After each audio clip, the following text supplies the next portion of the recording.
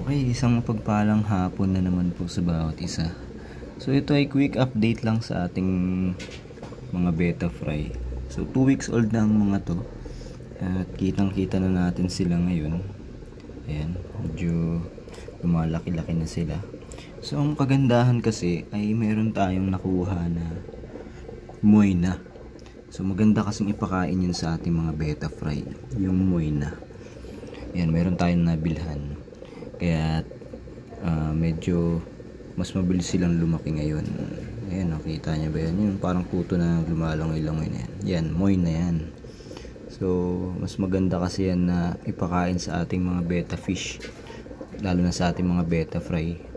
Para mas mabilis silang lumaki. Yan. Pati yung mga nandoon sa labas, yung mga malalaki na, yung mga naunang breed natin, ay pinapakain na rin natin ng ganito. Pero binibigyan pa rin natin to ng BBS minsan.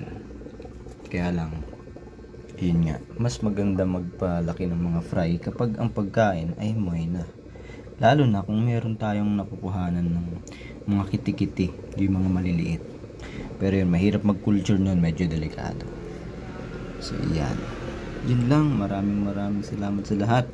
Ingat sa lahat, God bless, and happy fish keeping sa bawat isa.